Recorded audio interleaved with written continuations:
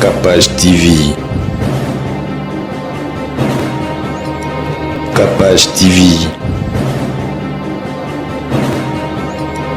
Capage TV. Moi, en tant que Congolais, au Kikolobani, et dernier au Pesa, pour quand même mon tour à sali 32 ans. Alors qu'il y a peut-être une bande de Lelo, pour la politique, mais lignée quand est-ce que Maramoussou et ça, Makambu, beaucoup côté pour l'église, ça spirituelle, tout ça, tout ça. Est-ce que et ça, Babylone comme mon côté, oyo et Vanda, on a quatre coutume, na ba totem en moka. Oui, oui. Il y a un autre pour on a des critiques comme. Pour bino banda boye na mambo église, bino peut quand ne boye le président mambo église. Botongi kotonga bozui mabonza to bozui nyonso. C'est pour ça que nous sommes la nouvelle génération. Mais réveil, Kagat, t'arrêtes un réveil. Nous sommes indépendants. Comme ni réveil, ni. Non, il n'est pas voilà. Le gouvernement, non, il faut que ton église peut-être 4 niveaux ça là-bas. Tout ça, ça n'a rien à voir dans l'embêté. On a besoin de fille la micro na au commandement. Toujours les bien. Ngai n'a pas problème na ba. Voilà, je prends un peu trop vite parce que tout le monde est engagé. Vous avez la question là, non répondre. Oui, nazo répondre. Tout n'est pas biso ne bina église ne bobomi mboka tout ça oui. Église est bomi mboka effectivement. Pourquoi? Parce que l'église pour la côté sa batte vérité, pour la côté sa batte vérité. Comment est-ce que mboka peut émerger ndengeni? Nous sommes pendant un mois, toujours gênés. Nous sommes gênés par rapport à quoi? Il n'y a pas ça dans la Bible, maman. Oh, pour ce libat, il faut aussi la ligne gênée sur 100 jours. Voilà, 10e jour attaqué déjà. Voilà. Dans la carte, il y a Koban ensemble. Comment on peut le les notes banda maman bande moke banda? On a passé quand c'est là pour quelques minutes. Il y a des lois. Ils ont des lois, ils sont là dans mboka na biso. Mais là ça demande nzamba beke voir crier à mon peuple. Que mon peuple commence à se repentir. Il y a un toujours belle la mela oh. Bah toi les matins à repentance. Les gens veulent toujours que non. Ma fille a besoin de bandier là. Alors moi kuna yo nan yo ngola ksenini yo l'équipe passer na biso. Maman, nous ne sommes pas en compétition à passer dans la télé. C'est quoi? C'est la fin qui justifie les moyens. Banda to banda. Beaucoup semblent. Et ça, mais les pays ne changent pas. Pourquoi? Posez-vous la question. Oba condiment. Voilà. Oba kobo parce que na oui oui. Il y a un autre na mais écriture ne voilà. Ce qui ma personne mon salaire yo banga parce que mon salaire ni akobattre. Ba jamais to makota ba boulot côté. Vous pensez que voilà, ba Paul ba kota ba boulot ba Pierre mais ce que non za ma personne mandat. Yo comment banga que non parce que voilà là c'est-à-dire que nous tu n'es pas appelé, tu n'es pas établi. L'église va nous dire que non mbole ko bonga toujours au fétil. Les pays dont nous avons on appelle Kani. Il national les arts la fétil. Voilà quand au fétil. Non mboka bilaka, mboka bilaka banda ba bandi ko la kabiso. 65 ans on appelle l'indépendance. Pour changer un peu ba drapeau. Tout ça bandé zo salé. Mais moi pour tout ça na ba prophète de la nation na mboko yo na ba prophète de la nation na bon. Décortiquer la cause pourquoi mboka et bon mwana kate. Bandeko ya Kinshasa pe ya ndinga ya lelo ya sika botu nanga nini société ya botongi bandako na kombo ya Thierry Bouda Construction TBC en cycle ezali organisé ba service ebele en matière de construction lokola maçonnerie, architecture, construction des ouvrages de génie civil, carrelage pe misala ya ndenge na ndenge ezali na kati bozoluka biso wapi boluka biso musika te bozali na numéro 35 avenue Victoire commune ya Kalamu quartier Matongede référence au Bibi Play ba numéro na biso ezali 0032 46 62 49 007 081 19 46 088 benga biso pe na numéro mususu 083 81 15 088 kola lisami soute bandeko ya Kinshasa soki oza na bandako na yo keba okoya kotika bana baorphelin sans héritage yaka kotongisa bandako na bino na société Thierry Bouda Construction TBC na prima lamu boya mobondo ekeyo.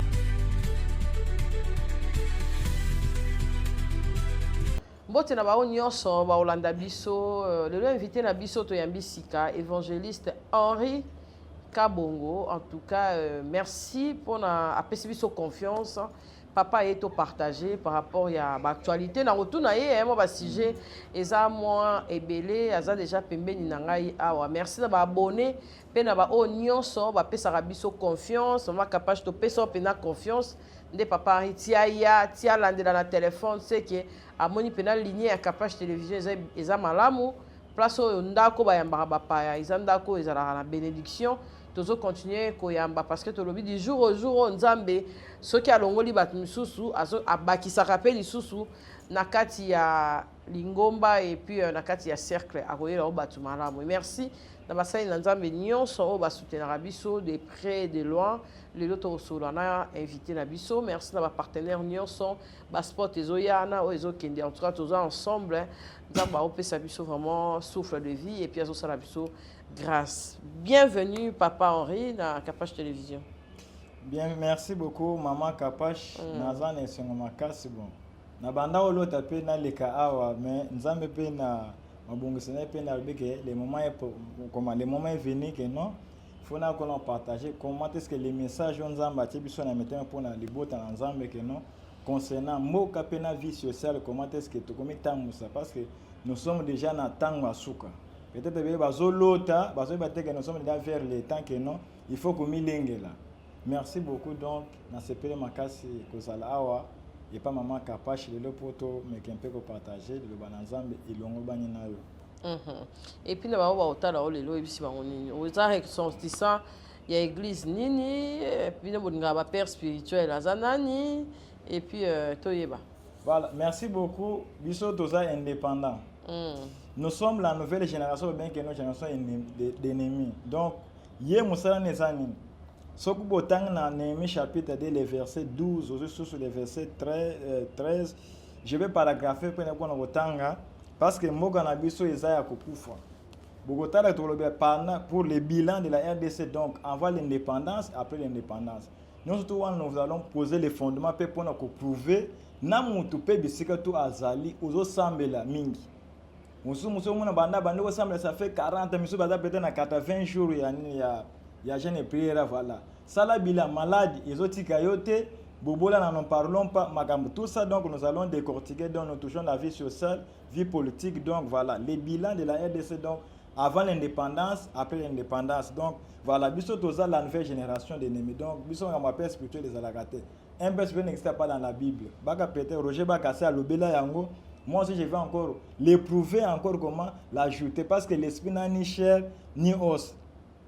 Nous avons prouvé d'abord pour que comment est-ce que Dieu nous a donné la vision pour comment c'est-à-dire rebâtir notre pays. Tozu Néhémie chapitre 2, le verset, je prends d'abord le verset 12. La Bible me dit ceci. Le verset 12. Puis, de nuit, je me suis levé avec quelques hommes, mais je n'avais dit à personne ce que mon Dieu m'avait inspiré de faire pour Jérusalem. Je prends Jérusalem qu'on appelle la RDC.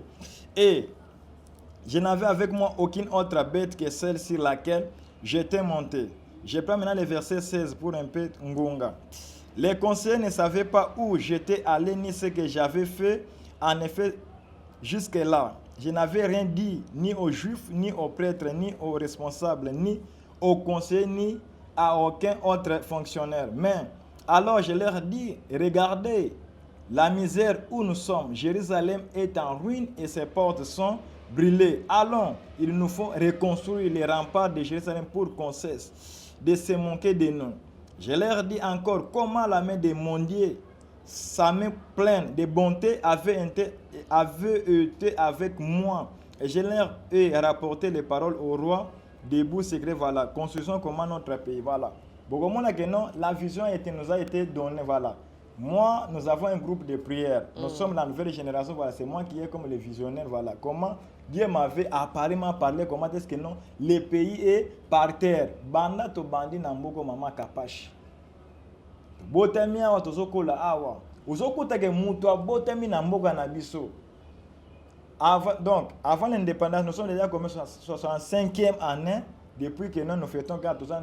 Na Congo awa na toza indépendante. Na RDC tozalaka indépendante parce que ma bonne a toujours tendu comment vers l'extérieur. Tu peux découvrir encore Ah, pourquoi. Petron papi mais lui tout. Voilà, tu peux poser un fondement maman. Ce n'est pas ngaité. Les gens ont besoin de muto atini que no kinde koloba. O ba kondima, Mais ba peut que kondima. film bozala. Voilà. O ba ko boye parce que Mais oui, peut que film bozala. Oui oui, il y a un autre ba wana na vobino so voilà. Mais écriture nde voilà. So kinza ma personne musala yo ko banga te parce que imo wasala ni akobatela. Ba chemi to makota ba boloko. Vous pensez que voilà, ba Paul ba kota ba bolo ba Pierre mais so yo que non za ma personne mandat. Yo comment banga que non parce que voilà, là c'est-à-dire que nous tu n'es pas appelé, tu n'es pas établi. Wana nous appelé que nommé. Yango nous omona que non Congo et mon peut-être amboka lobaki loko ana que non mboka c'est kufa na ngo peut-être alobaki parce que Yango il a tié pe. Voilà, il a tié mais or tato que na Ça t'a confessé que peut mabé. Oui, bon. Il a parlé, mais il devait maintenant être accompagné que non pour que non épée cette forme épée ça qui wana. Mais or normalement mboke kufa kala. Finalement voilà parce que avant l'indépendance si le mboke change kate pourquoi. Au comment na mboka na biso. Tala ta banzela ne bazo sala. Comment un peu lokola les notes banda mama bande mboke banda. Au moment basale quand nzela bo quelques minutes, il y a des lois. Ils en a ba loi isalema na mboka na biso. Maintenant ça demande nzamba bege voir crier à mon peuple. Que mon père puis comment se repentir. Il y a un autre chose la mbela oh ba to matin à repentance les gens veulent toujours que non ba fika biso na banzela alors moi kuna yo nani yo ngola ksenini yo leki passer na biso maman ne sont pas en compétition na ba passer na bino téléphone c'est quoi c'est la fin qui justifie les moyens banda to banda boko sambele ezana mboka mo wote bani yango sambele wala Congo mais les pays ne changent pas pourquoi posez-vous la question. Chaque jour, il y a 120 jours, il y a 80 jours, tout ça. Quand il y a une église, il y a des pagans. Balingi mabe koleka. Les pays est par terre. C'est pour cela que nous avons appelé ça comment la vision ennemie que nous voit. Tout et le bas avec le temps, voilà, parce que la télé c'est comment le temps, comme vous voulez parler toujours. Comment est-ce que non, il faut que notre peuple soit rebâti. D'abord, Dieu veut que non, les peuples puissent comment se repentir. Quand se repentir, et ça problème t'es papa oui. Henri. Oui oui. Tout le monde a hango, biso to kenda ba Égypte, kuna tout le monde qui ba mythe na bango, tisiko. Voilà. Ba respectera bango, ba respectera ba o ba leka l'Afrique du Sud, Nelson Mandela. Donc on touché été ba stati partout. Aux hommes on a pena que moé ata kenda atika quand même bénédiction. Na oti ko tala na talaka reportage ya Mama Bobi là. OK. Na yoka ba dire na ye, na oti ko tala sous reportage moko uto leka awa ya moko ya famille ya papa Mobutu. OK. To mona ki papa na biso nzanga Mobutu azo sala exposition ya papa Mobutu. Na nyonso wana yo moko to ke congolais. Oki koloba nini? Pe ideni ni oki opesa. Pour quand même mutu asali 32 ans. Oki ko sala peut-être libanda teti lelo. Pour na politique mais lignée quand de tolo. Est-ce que maramususu eza makambu ya bokoko te po église ezaka spirituelle to sambela to ça est-ce que eza ba biloko mongo te oyo evanda wana na kati ya ba coutume na ba totem mboka. Oui oui. Yango ne tozo prouver on a ba écriture comme po bino banda boye na mambo église bino pe ka ne boye la président mambo église a biso tongi kotonga bozui mabonza to bozui nyonso. C'est pour cela que non, nous sommes la nouvelle génération. Mais réveil, Karat, tu réveil. Non, nous sommes indépendants. Comme ni réveil, ni... Non, il n'est pas voilà. Dieu m'a donné la vision, comment est-ce voilà. Ma cambonga na voté, nous on a été les repentants. Pouvez-moi peut-être une église au monde qui n'a actuellement dans Moga na biso que non, la repentance est péché. Exact. Les gens font les logomega que non, il faut botter une église peut-être 4 niveaux ça là. Tout ça, ça n'a rien à voir dans l'embêté. Je vais d'abord prouver, donc merci pour la question. On va voir fille la micro na au commandement. Vous les bien ngai na pas problème na banani. Voilà, je prends un peu trop vite parce que tout le ngonga. Vous avez la question là, non répondre. Oui, mais nazo répondre voilà, je vais d'abord poser les fondements parce que voilà. Je prends Isaïe chapitre 29 le verset 13. Pourquoi maman souvent donc on va faire la clôture. Balingo semble trop mais les pays ne changent pas. Voilà. Isaïe chapitre 29 le verset 13. Le Seigneur dit, quand ce peuple s'approche de moi et de mon nom, de la bouche et des lèvres, mais son cœur est éloigné de moi et la crainte qu'il a de moi n'est qu'un précepte de traduction humaine.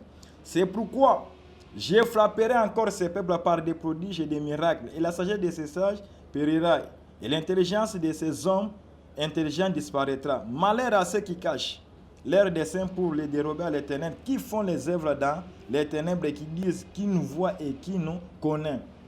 Nazo posa sko geno na MP na kutana na ba question ne otuninga wana. Otuninga geno biso ne bina église ne bobomi mboka tout ça oui. Église bobomi mboka effectivement. Pourquoi? Parce que l'église pour n'encontrer sa batte vérité, pour n'encontrer sa batte vérité était. Comment est-ce que mboka peut émerger ndengeni? Nous sommes mutu geno pendant un mois, tozo gêné, nazo gêné par rapport à quoi? Il n'y a pas ça dans la Bible maman. Oh, pour ce liba le faut au salani ni gêné ya, ceux qui 100 jours. Voilà, 10e jour attaqué déjà. Voilà. Oda na kati ya nini ya nini? Ya kobanga nzambe te. Loleni geno komona bolamu nzambe wana. Tala lelo voilà. L'église va melibiso ya geno mboke ko bonga. Toujours au futur. Maman, les pays dont nzambe ngona pe akani geno. Hymne national ezaka na futur. Voilà ka au futur. Non mboka bilaka, mboka bilaka. Banda babandi ko la kabiso. 65 ans après l'indépendance. Pour changer peu ba drapeau. Tout ça bande zo salema. Mais moi, pour nous, on a prophète de la nation, on a prophète de la nation. Décortiquer la cause pourquoi Mboka est bon à kate. Chaque pays beaucoup de monde qui non, batana banzana basambela. Mais quand il y a un changement dans presque dans les pays africains, belé. Mais pourquoi biso ka Cameroun, biso RDC, biso Boé, biso banda babanga au futur. Yoko bonga. Nous on est que le dia assisté maintenant la nouvelle génération que non, makambo wana fini. Ceux qui battent bakoyoka. Ceux qui battent mais parce que dans un peuple que non. Vous allez remarquer actuellement que non, tala ba jeune lelo. Ba si c'est ba crèche c'est ça comme la diamba, ce sont des esprits maman. Est-ce évangile? Pour juste que là répondre à une question. Question voilà oui, na koso voilà. Évangélisation. Na ba veni. Na ba quartier. Oui. Na ba école. Oui. Ba bis moment là pour besoin mabonza. Na ba quartier. Je vais poser les fondements maman. Na ba veni. Oui. Na ba école, il y a des écoles penza, na ba université. Oui. Est-ce que ezarali sunde zaraka? Non. Pour actuellement pendant le ban le quota mabé teza sous bon côté. C'est pour cela que nous sommes en train de rêver maintenant la jeunesse. Que nous moni makam, moi dia m'a parlé à l'obéissance de quoi que non. Soko moni peut-être moni ba passer rebelle, attirer ba éminé wana ba éminence, biso ba cheveux ba porte. C'était pour que nous puissions tirer les leçons. Namabe tout basalaki. C'est pas comprendre. Que nous biso ce qu'on fait génération que non ba rero ba mpago basali biso to ko mettre en moté. C'est pour cela que nous nzamba concevoir mais au moins dans les jours à venir c'est bon. Donc il faut en partir parce que tout comme ça qu'on l'a musandé battre. Les vents nous bâtissons comment notre pays. Laisse-moi pointe aux ça. Ce qu'on a autour d'une question concernant que non les faits mon bout na kufaka ndengenes que tout ça voilà. J'ai pas oui. Nazo na 2 Samuel chapitre 21, le verset 1er que non pour savoir que non mboka batube bazolu la que non faut comme président tout ça mais vous oubliez que non mboka na biso il y a des alliances, il y a des accords. Maintenant tout ça demande que non faut donc mutoza na révélation que nous vision que nous voilà a toucher ba pour aloba comment est-ce que nzamba a apparaître à lobele que non comment est-ce que non mboka ekokozo enle ban awata otiena nini wena nini Poutine makambo ekochanga kaka te ata ozu Trump boyene awa. Pourquoi? Parce que notre pays maintenant nzambe moko alobi que non jamais assez. Si maintenant mon peuple comme les mal, ça c'est Sodome et Gomorrhe maman. Des fois des bozo les pasteurs les musiciens les forts ils sont sur le yakobomba. Donc oh bana sema na Sodome et Gomorrhe ya wande to mané ko sané ko vivre na kati ya Congo awa. Non nzambe alobi que comme les mal a crié maintenant que non le péché maintenant a monté jusqu'à son trône avec que nous va crier. Si mon peuple en dessous de les quêtes dans les jours à venir, la calamité donc est bonga mais salement. Donc ne soyez pas étonnés ni surpris. Voilà fois na pas commune et qui quartier province Kabongo. Si que chasse sur ce lit moi. Mais ça 10e mais ça m'a cassé ça. Qui mantoman? Professionnalisme. Le cacao le capable maman après aux en force. Voilà, je prends 2 Samuel chapitre 21. Au moment que non, il y a les accords mboka balance salema.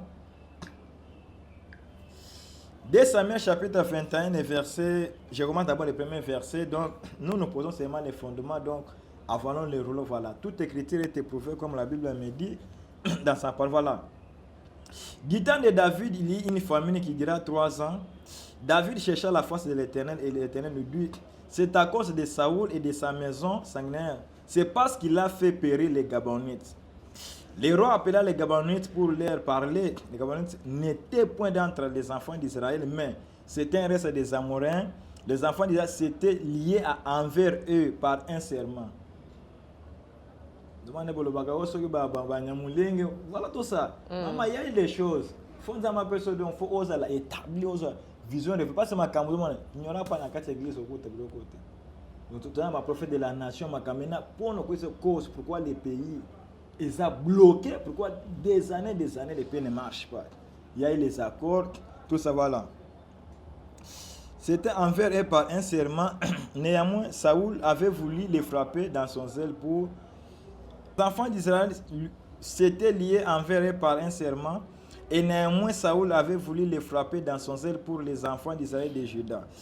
David dit aux Gabonites, que puis-je faire pour vous? Avec quoi ferai-je expiation, afin que vous bénissiez l'héritage de l'Éternel? Les Gabonites lui répondirent, ce n'est pas pour nous une question d'argent ni d'or avec Saoul et avec sa maison, et ce n'est pas à nous qu'il appartient de faire mourir personne en Israël. Le roi lui dit, que voulez-vous donc que je fasse pour vous? Il répondit au roi, puisque cet homme nous a consigné qu'il avait le projet de nous détruire pour nous faire disparaître de tous les territoires d'Israël, qu'on nous livre cet homme d'entre ses fils, et nous les pendrons devant l'Éternel à Gabon de Saoul, le lieu de l'Éternel. Le roi dit, je les livrerai. Le roi épargna Mephibosheth, fils de Jonathan, fils de Saoul, à cause du serment qu'avait fait entre eux devant l'Éternel David et Jonathan, fils de Saoul. Voilà. Au moment où le roi David a subi Bokonzi, et ça là qui 3 ans. Toujours chiffre 3. La guerre, allait, ça fait combien? 3 décennies au-delà. Toujours chiffre 3. Vous pouvez avoir les pouvoirs. Maintenant, vous devez... David a montré que l'épée ne marchait pas. Or, il y a prédécesseur Saoul. Maman, vous me suivez bien? Oui, voilà. Né à consulter, pourquoi ça fait 3 ans l'épée ne marche pas? Nzamba bisa yabike non faute za yote za ya mutu o azalaki avant yo avec sa maison comment sanguinaire ndé mutu asalaki ne voilà alors que je fasse avec va chercher les Gabonites. Il y avait comment un serment il est qui wana nous sommes dans notre pays la RDC tozo ganga nzamba ko pambola nzamba ko ça maintenant demandez les prophètes de la nation les apôtres patati quelle est la cause? Pourquoi les pays ne marchent pas? Les problèmes à que non, nos présidents, au cause de nos beaucoup. Mais vous avez la vision, peut-être que comme ça pays telle place. Mais aussi longtemps que vous n'avez pas encore consulté l'Éternel pour savoir là comment sa volonté que pourquoi les pays ne marchent pas, on tourne toujours en rond. Bobanda ko baluka. Oyaki. Vous remarquez peut-être que non, ça fait avait une loi dans notre pays. Il y avait des alliances, maman. Des alliances, les cas maintenant, c'est pour cela que nous avons bossé le peuple congolais Salanini a zongelaye. À se repentir, c'est ce que Dieu fait. Partout dans le monde entier, tout le monde qui porte toujours l'ADN dans son sang qui est non congolais. Si on ne se répand pas, sache-le que non. L'enfer vous attrapera toujours. Okita o mata. Tu as qui interview à Papa Bichonanga? Non, malheureusement, je n'ai pas suivi ça. Il faut te poser une question bien balancée. Oui. Donc, voilà. Donc, nous sommes dans un pays, toujours les chaque jour. Comment est-ce que nous pouvons être mais toujours souffrir? Beaucoup un Congolais, il n'y a rien de nouveau sur la terre. Même en Israël, tout c'est dans la Bible, maman. Tout ça posé fondement toujours dans la Bible. Il n'y a rien de nouveau sur la terre. Ils ont makambo salema. Tout ça mboka bilaka, comme on parle là, nzamba ko sala. Banda bo bandi olobaka nzamba ko sala tidelo. Ba piste de solution ni aux anango o koki ko pesa bana nzambe pe ba o balandio l'émission lelo. Voilà. La piste de solution locale que non on a na bana tout yanzambe balandinga lelo pas maman capable chez ça que non pour toute la nation congolaise partout on nzamba dans na bosenga na biso na mito ezaki non que les peuples puissent commencer à se repentir mutu asala bilan ya vie na ye d'abord banda bandi ko sambela bisika to ozali wana banda bandi ko sambela pourquoi ta vie ne change pas pourquoi voilà beaucoup mona que non actuellement dans notre pays génération non soza ya kokufa bilenge bakomeka kama masanga comment la prostitution des eaux et ça voilà ce sont des lois. Donc maintenant quand on se répand la personne la mieux placée ou que non il peut décréter soit convoquer ça il faut qu'à mon consommer parce que c'est lui qui a le monopole que non akolo banambo voilà comme Jonas chapitre 3 ninga bilelaka na kati ya Ninive voilà c'est le roi qui prend d'abord comment les bâtons à lobinde moka bakoyoka mais biso qui faut t'écouter mais nous faisons toujours on s'en baso besoin que non va crier on ne veut pas que non lobia qu'on soit redevable na que non âme préparez-vous que non il y a une calamité que nzamba abongisi dans les jours à venir que non mboka ezolima vous allez remarquer to belela qui depuis le 1er janvier batu bakufi makasi bana to bandi ba yo pesi sur raison na sim peso continuer bongo si le 31 décembre nzamba la kaki il y aura encore des grands plus que donc banda 2025 to banda ki bo donc non so salemi na kati ya komune zo salema c'est la volonté de Dieu ça Satan te bon ça Satan de Dieu lui-même parce que mabe salemi mabe commis trop nzamba linke non lokola congolais azoka te nini kona mettre fin donc merci na ba otu ba landi biso partout dans le monde que non ah et pas maman Kapache on est suivi partout dans le monde entier donc là vous êtes que chacun fasse son bilan ça la bilan ya vie na yo le lenga nini que non bando ya mieux si ça ne tient pas comment est-ce que non il faut marcher bilan peut pour na mboka biso que non et ça lamentablement plutôt négatif mboka banda mboka change kate nzama na posa que non tozongela ye vous passez mon numéro de téléphone voilà mon numéro de téléphone voilà nous sommes là dispo ozala na kati hôpital ozala wap oko contacter biso pona que non nous allons prier pour vous nous on n'a pas besoin que non faut nezala que non faut que ça ba bon ba déplacement non nous sommes là dispo donc tout nous avons une équipe intercession oui nous avons notre équipe d'intercession voilà tout voilà tout qui n'a partout bo bengi biso na numéro plus 243 89 99 58 538 plus 243 89 99 58 538 donc voilà nous sommes aussi sur YouTube HBK TV sur comment Facebook Instagram TikTok voilà ceux qui bokolanda biso donc beaucoup suivre voilà des experts que non des messages de l'équipe et l'équipe presque na mon entier parce que maman Kapache a zappé suivi pe balanda à cause de comment son profil donc que Dieu vous bénisse donc soyez vraiment bénis abondamment donc en toutes choses. Merci beaucoup. Merci évangéliste Henri Nzambe Apambola. En merci tout cas, beaucoup. Oyez bien, ozonga bien et merci. puis t'as envie que tu continues le sujet parce que les premiers pas. Ok. Nzambe Apambola yo lisusu na église mobimba o bozali bino bozali libre. Nous lobi ke bino boana bino bakante bo apena mokonzi moko te en cadre bino. En tout cas, c'est bien. Nzambe ya pambola ba onyo sopé balandi émission na biso. Numéro ya papa Henri Tokochango et pas na ekuna bomona ke invité to comme mingi invité to tche numéro évangéliste Henri. Nzambe ya pambola ba onyo so landa biso Kapache télévision de na Sarabino to ki paraté mutu ya munene mutu ya mukiao au gradé oni non. Biso to yambara batu nyonso et puis muta ça kana respect na biso puis na respect à ba téléspectateurs. C'est ça. Voilà. Nzambe ya pambola biso tokutani prochainement na numéro ya sika. Bye. Kapache TV. Kapache TV. Kapache TV.